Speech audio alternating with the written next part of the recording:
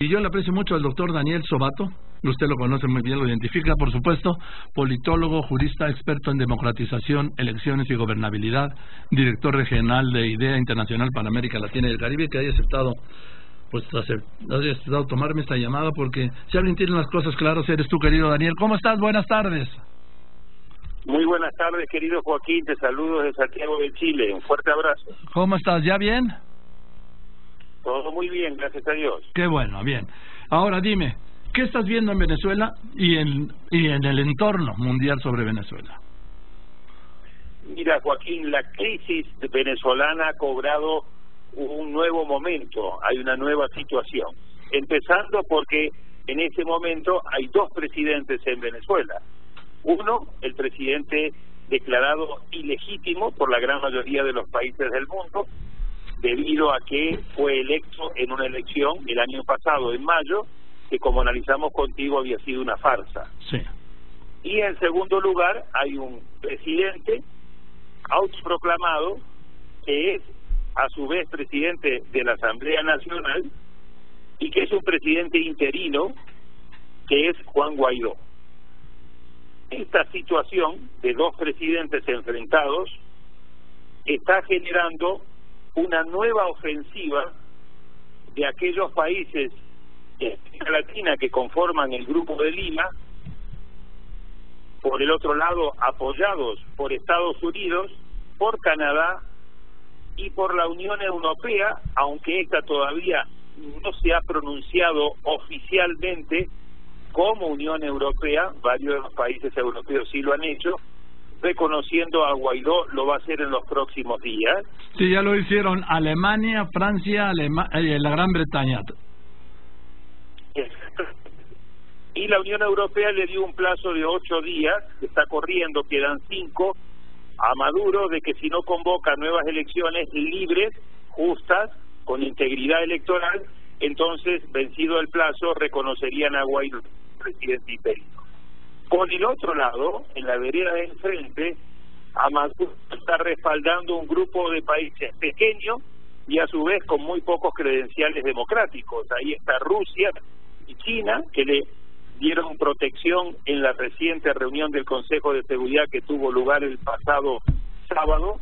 Está Turquía, está Irán, está Siria, está Cuba, y hay dos países de América Latina que están jugando un papel de mediador. Ellos han dicho que lo que tratan de hacer es tratar de facilitar un diálogo, que es México por un lado y Uruguay por el otro. Entonces, desde el punto de vista de la situación interna que hoy vive Venezuela, estamos ante una etapa, como decía, nueva, que se ha ido agravando y se va a ir agravando día a día, porque ya Estados Unidos ha cambiado la política que venía llevando de cara a Venezuela, que era una política más prudente, y literalmente ha cruzado el Rubicón en los últimos días. Es decir, la ofensiva hoy está, en mi opinión, en 5 ámbitos. 1, aislar diplomáticamente lo más que pueda al régimen de Maduro.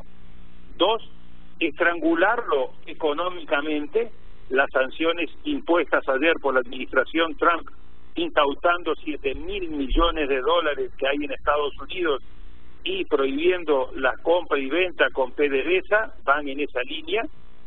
Tercero, unificar y ayudar a unificar a la oposición, alineándola detrás del liderazgo de Guaidó.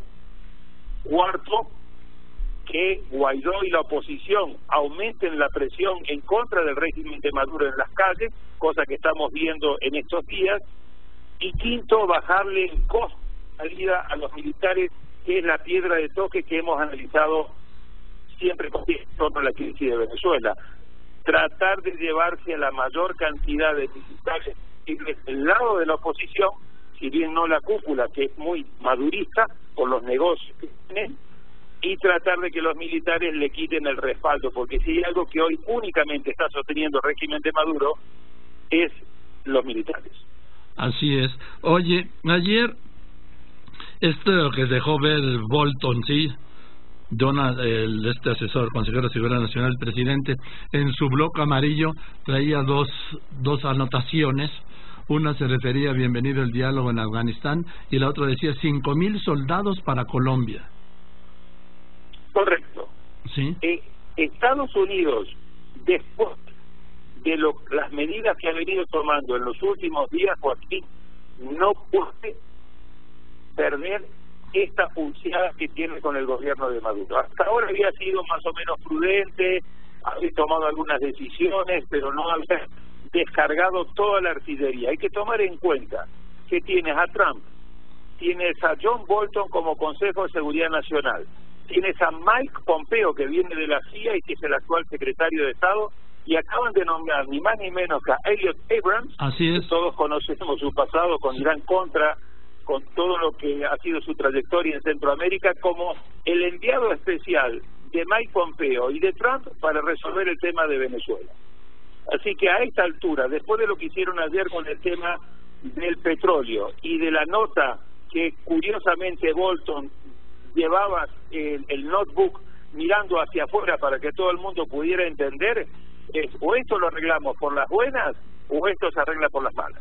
Ahora Daniel, mira, yo detesto a Maduro, lo considero un asesino, un sátrapa, un dictador que ha hundido a los venezolanos en el terror, en el hambre, en la miseria, sí, violador de los más elementales derechos, que se hizo del poder a la mala. Pero yo tampoco estoy de acuerdo con la participación de Estados Unidos de este modo tan abierto, y mucho menos la militar, porque eso le daría incluso hasta un respaldo a Maduro. Daniel. Es que lo que estamos viendo al mismo tiempo, Joaquín, es que la crisis de Venezuela, como lo hemos analizado en programas anteriores, que empezó siendo una crisis interna venezolana, luego se fue convirtiendo en una crisis regional, sobre todo por el tema de los flujos migratorios. Más de 3 millones de venezolanos que han abandonado Venezuela y otros 2 millones que podrían abandonar debido a la difícil situación que vive Venezuela y cómo esto está impactando a países como Colombia, como Brasil. La llegada de Bolsonaro a Brasil, la llegada de Duque y su aliado, el expresidente Uribe en Colombia, y el juego ajedrez geopolítico que se está produciendo con una injerencia cada vez mayor de China, que es el principal prestamista de Venezuela, le prestó más de 60.000 millones de dólares que Venezuela le está pagando a duras penas con envíos de petróleo, y la presencia de Putin en Venezuela, incluso la visita de 2 superbombarderos hace unas semanas atrás, le está dando una dimensión que es lo que justifica que este tema ya no se vea más ni como una crisis regional, sino como una crisis global. Por eso se llevó, pese a la resistencia de Rusia, al análisis dentro del Consejo de Seguridad. O sea, aquí Estados Unidos está jugando no solamente el tema de la crisis de Venezuela, sino que está jugando el tema de decir a Rusia, a China, a Irán y a otros, diciendo basta. Entonces, no estoy justificando, estoy diciendo que este es un tema de geopolítica, y aquí ya Estados Unidos no puede, después de todo lo que ha hecho, permitir que Maduro continúe en el poder. Lamentablemente acá se van abriendo 3 o 4 escenarios. 1, que haya un golpe militar. 2, que Maduro renuncie y haya una suerte como de gobierno de transición, que puede ser compartido o no, para estabilizar la situación económica, ayudar en el tema humanitario, que es gravísimo, que debería ser la principal prioridad, y convocar a nuevas elecciones. O tercero, que Maduro se empiece de ahí, aumente la represión, y yo creo que eso podría llevar en algún momento la posibilidad de una intervención armada. Por eso es el mensaje, pagarnos de notas, sí, descuidadamente estamos preparados, ese es el mensaje, no solamente de estrangularlo económicamente. Ahora, ¿y la posición del gobierno de México, del presidente López Obrador, cómo se ve desde allá? La posición del gobierno de México... A ver, espera, ahora sí no estoy entendiendo. Permíteme, te marco en un momento porque la línea ahora sí ya te perdí. Sí, voy a unos anuncios y regreso con el doctor Daniel Sobato para que hagan análisis de cuál es la posición del gobierno de México con el presidente López Obrador en el caso de Venezuela. La información en tiempo real la tienen en un solo clic, esté donde esté, lopezoriga.com. Gracias, doctor Sobato, por aguantarme tantito. Ahora sí que... Al contrario. Nada más te preguntaba por último, ¿cómo se ve desde allí la posición de México ante el conflicto Maduro? Ha causado sorpresa la nueva posición del gobierno de México, Joaquín, porque toma en cuenta que en las últimas administraciones y sobre todo en el último gobierno de Peña Nieto y con el secretario Videgaray, México venía junto con los países del Grupo de Lima siendo uno de los más activos en la crítica al régimen de Maduro, en la defensa de la Carta Democrática Interamericana y en la defensa del tema de derechos humanos. Por lo tanto, la reciente declaración que adoptó el Grupo de Lima, condenando y declarando ilegítimo al gobierno de Maduro, causó sorpresa cuando México dijo que no iba a firmar esa declaración, que se mantenía dentro del Grupo de Lima, pero que iba a adoptar una posición en la cual ofrecía más bien sus buenos oficios o su ayuda para buscar establecer un diálogo, buscar una solución negociada. Todos queremos una solución negociada, nadie quiere una intervención armada, nadie quiere un golpe militar en Venezuela. A todos nos gustaría una solución pacífica, negociada. El problema es que las negociaciones fueron utilizadas siempre por el gobierno de Maduro para ganar tiempo, sí, y para hacer unas negociaciones totalmente tramposas.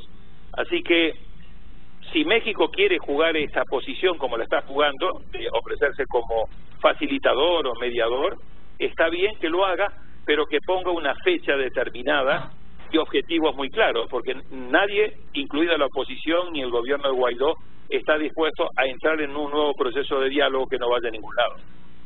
En fin, pues vamos a ver qué pasa. Seguiremos muy en contacto como siempre, querido Daniel, y te aprecio mucho las luces que nos das siempre sobre este caso y sobre todos, pero estamos hablando ahora de este caso, Venezuela y Maduro. Esto se va a poner un poquito más caliente antes de que mejore, Joaquín, lamentablemente. Estoy totalmente de acuerdo contigo. Yo siempre digo que las cosas graves, el siguiente paso es que se agraven más antes de que se pudiera hablar de una mejoría. Sí, lamentablemente creo que va a ser así. Te dejo un abrazo, Joaquín. Yo también, querido Daniel. Que sigas muy bien. El doctor Daniel Sobato, politólogo, jurista, experto en democratización, elecciones y gobernabilidad, director regional de IDEA Internacional para América Latina y el Caribe.